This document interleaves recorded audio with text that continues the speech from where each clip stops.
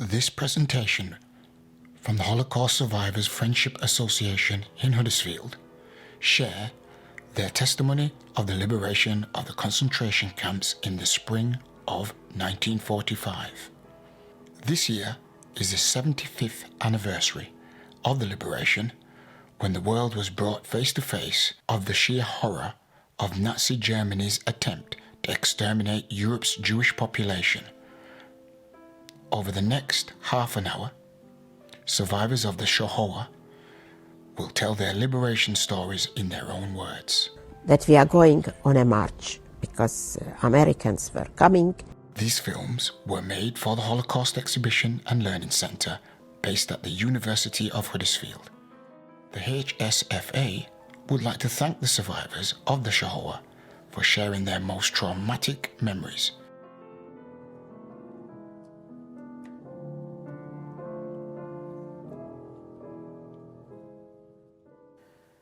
Eventually, we arrived to a massive big gate, and there it says Bergen, Belgium. So we arrived in Belgium. Now, if we were in a hell hall in Auschwitz or in Dora, but Bergen, Belgium was a hell hall. There were people lying all over the place, because the main camp was absolutely full. So there were about 60,000 prisoners in Belgium, and 30,000 perished of typhus. People were just dropping like flies. That's something I will never forget. I witnessed fellow prisoners, what I haven't done myself, taking a jacket or a pair of trousers off of a prisoner who was dead because it would look better than he was wearing. But what I did do is going through the pockets looking for a breadcrumb. Bread, the last 7 days we didn't get anything. That loaf became 8 to a loaf, 8 prisoners to a loaf. And sometimes we got nothing at all. The soup was just rotten cabbage and a rotten 2 little potatoes, if there was any. And that was our intake. I mean, I became just about 5 stone in Belgium. And it was January the 18th. We were counted, and outside was minus 25 degrees, snow, deep snow, wind blowing, and they took us out on the death march. They cleared the whole Auschwitz out. They just left one hospital. They were going to shoot them all and they had no time. So they had to leave. And we walked for about 3 days without any food, in the striped pyjama. We were freezing. It was so cold, it was terrible. And we arrived at the station, and we were loaded on the station, and we were taken to a place called Buchenwald. I would say middle of March 1945. We were assembled, lined up, and we were marched to a place called Nordhausen. Here again, the wagons were waiting for us. We were cramped in, the train set off. Every so often, which it must have been prearranged by the SS, the train would pull up and the doors would open and we had to throw the dead bodies out. And there were fellow prisoners outside picking them up, putting it onto carts. The wagon was full when we set off, and I would say 2/3 of them perished on the journey. We knew a day before that we are going on a march because Americans were coming. A wagon train pulls up and we are told to put the people who are ill, to be taken to Bergen-Belsen, and the rest of us were to march there. We should prepare ourselves. We would get a tin of bully beef, we would get a blanket each, and we would be going to the main camp, Dachau. All those who could walk, we had to march out. I think it was that frightened that the Americans are on the doorstep. And they gave us in our hand, each of us a loaf of bread, a big tin of bully beef, some cheese, and some blankets. And they told us that it is for 3 days. The night before we left for Dachau, we realized that this is the end of the road. All we were hoping that we would stay alive and see the end of our imprisonment.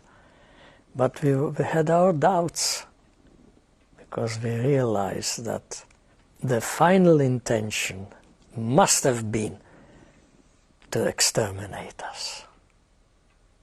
The prisoners were all collected and lined up in columns of 100, and we marched on. When we started off, and they walked us in the night. Sometimes we marched daytime, sometimes at night. I think that was what the German population shouldn't know about it, and hid us in barns. We noticed, as we were marching, that we were followed by 2 Red Cross vans.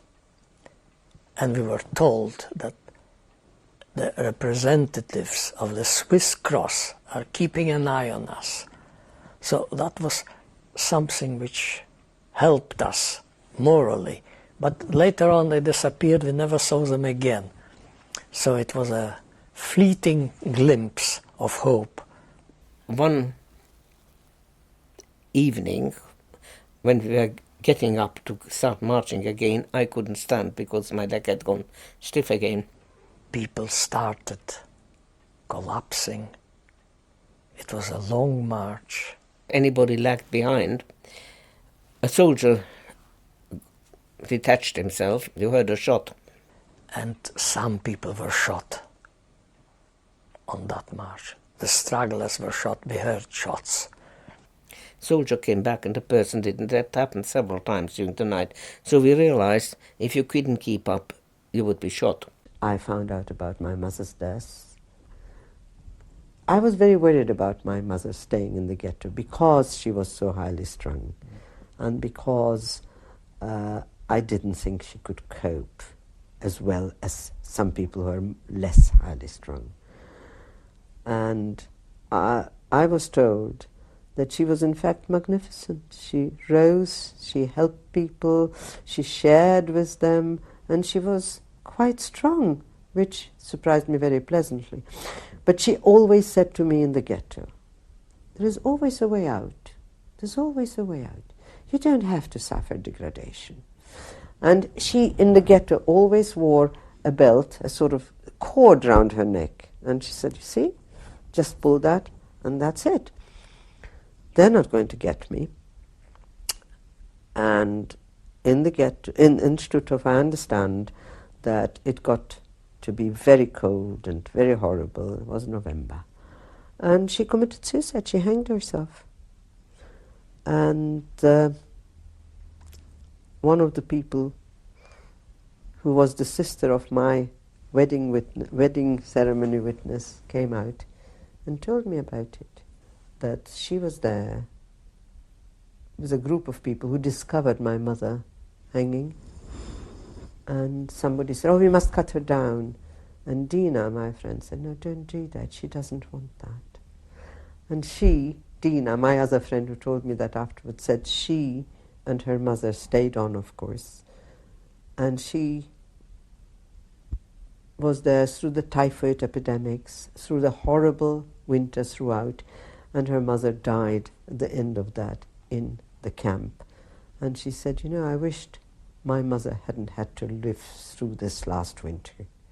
So in a way, however horrible it was, it could have been even worse.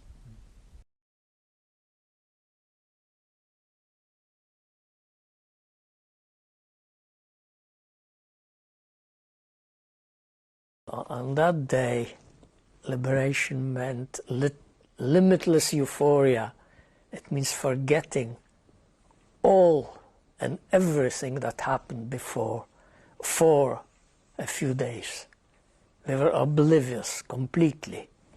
But on one hand, there was this euphoric happening that we were now no longer under threat. Our lives seemed to be more or less secured and saved. But at what cost? Only then had it hit me that here I am, just over 17, homeless, penniless, a stateless person, an orphan, in a land of the enemy who destroyed my family and myself and millions others. And I was absolutely naked. It was really slowly and very soon it dawned on us the sort of things that had happened. And that euphoria lasted for quite a few weeks until we came down to earth and we realized that everybody around us perished. If you ask me, how do you think that you survive, I couldn't answer it because I don't know why I survived. And I realized it, that if I want to survive, I have to merge in the crowd. I mustn't be standing out. I had a policy of never to stick out, always to merge in the background. And I was small. I didn't eat as much food as the big fellows. I suffered of scurvy, scabies, you name it. I mean, I still got marks on me, which I never healed up. But at least I survived through a miracle. I think I was young. I was fit at that time. And it's mostly luck. Well, I suppose the simple answer is luck, because there was nothing else to it. We just hang on to life. Always I keep thinking, why did I survive? That's always in my mind. Why was I the lucky one to survive? What could I have done to help the others who did not survive? I found out through some friends from my town. Only 40 people survived in my town. Everybody was killed. And I found out that they were killed in Chelmno, in that forest. But nobody really of the family has survived. I mean, there were some distant cousins, 3 times removed type people, yes. Well, I reckon that there were roughly about 52 aunts, uncles, and cousins from both my father and my mother's side. And 12 of us survived, which is a lot, really. There were 3.5 million Jews in Poland. And 250,000 survived. The pleasant thing was that I found out that 3 of my cousins were alive against all expectation. They were saved by the dedication of Lithuanian neighbors. I found my elder sister 2 years after the war. She was in Russia during the war. I knew that she went to Russia with my aunt and uncle. And I found her after the war through the Red Cross. Out of 5 cousins, I just lost 1 cousin. That was the youngest of us. He had no chance. He was a victim of the big action. So that restored a little bit my confidence and stopped my depression.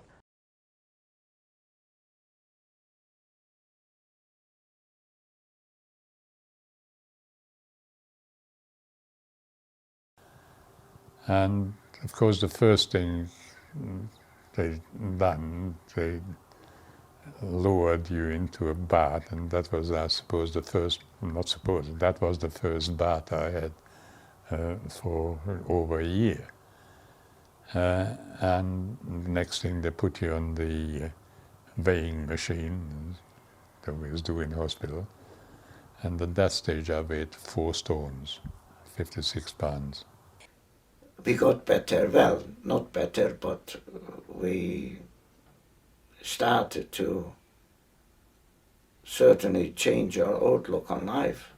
We were given the chance of either going back to, call it, homelands, or move into another camp, sort of not a concentration camp, but a civilian camp for survivors or what, somewhere in the West, until something can be worked out.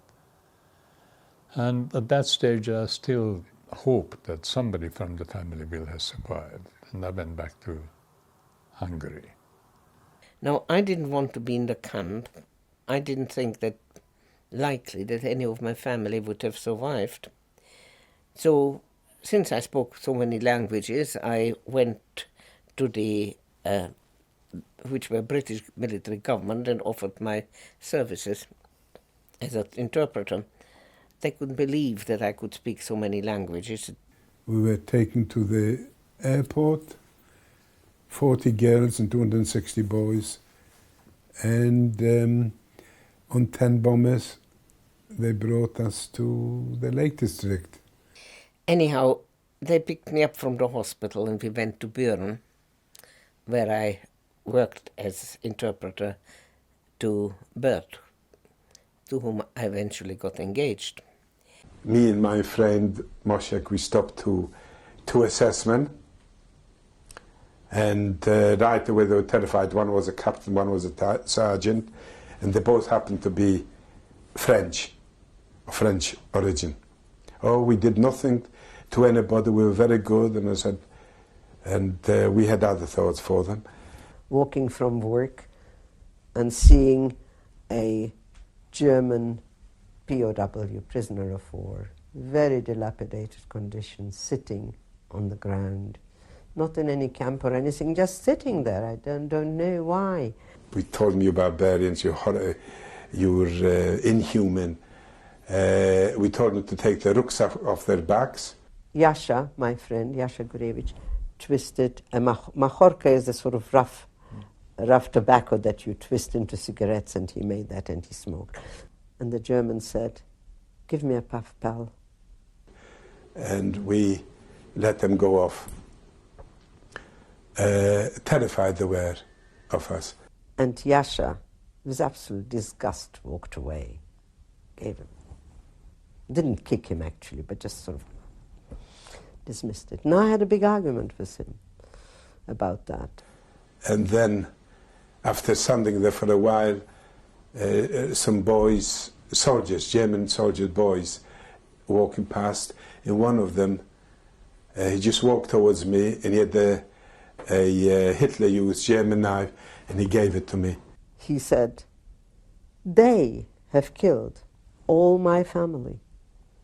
They have inflicted grief on millions, and you expect me to give him a cigarette?"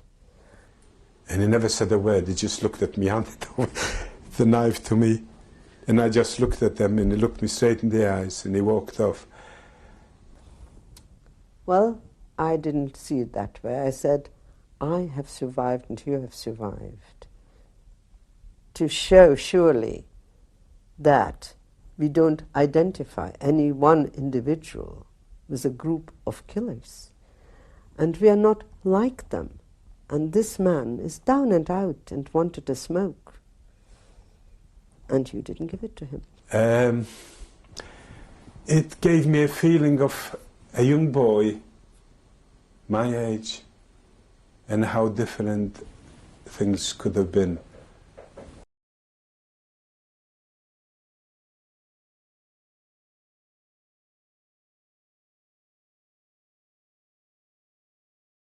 The 1st of May, I woke up and I was covered in snow.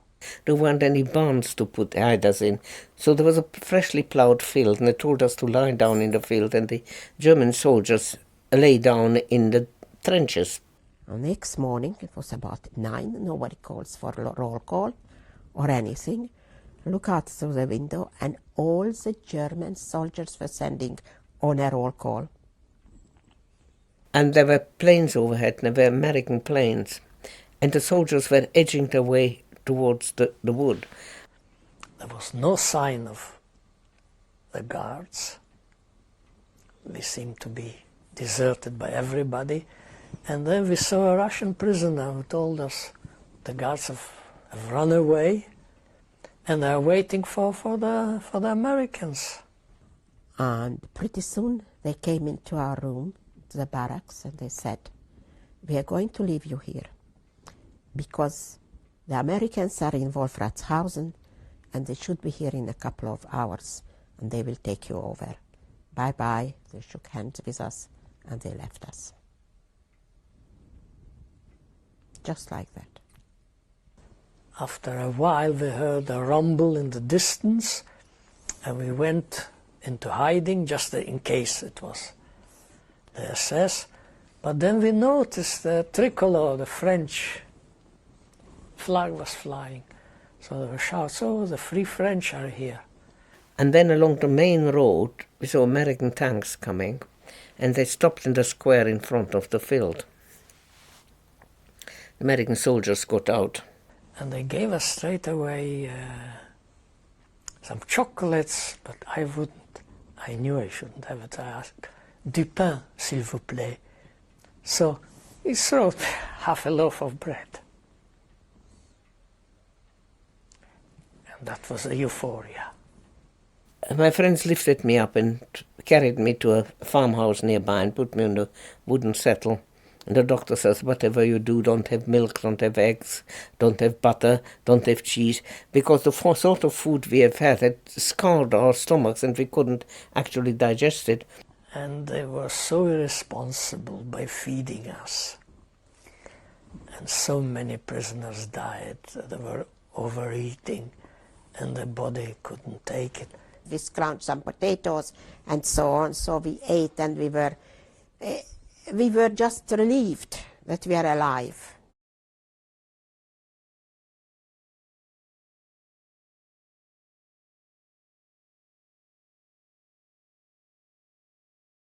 We were taken to a displaced persons camp in Freimann, Munich, and that's where I fell ill. I first saw him whilst I was working. I went in one of these big rooms, and there is this young man lying, and all I could see is this pair of brown eyes. I was paralyzed. I couldn't move. Couldn't lift my arms. I couldn't lift my legs. And I asked what's the matter with him. And he had some sort of a paralyzed from the cold. And I thought nothing about it. And a few weeks after, during the summer, I saw him already in pajamas. I used to see him, but I didn't think anything about it. I met one of the Hungarian girls who were evacuated from Auschwitz and who arrived in camp number 1 about a month or 2 after we arrived. And then one day he turned up at my room. And later on, when we compared notes, I discovered that we were working next to each other at mall, at the same workplace for quite a while, and we didn't know each other. And then he came up with some friends. My sister was very pretty, and she had all these boys like like bees around the honey pot. I was very busy. And they came up, and he was with them. And that was the first night I really had a long talk to him. Anyway, we established a friendship and we fell in love, and we decided that together we could overcome our traumas and our experiences, and it's time to look forward and build a new life. And that's what we managed to do. We got married in 1946. In July 1st, we had a civil marriage, and in August we had the religious marriage. And that's how I met him. And we embarked for England in October 1948, and indeed we became British citizens. We started a new life, and we started a family. That's my lot. Finito. Benito.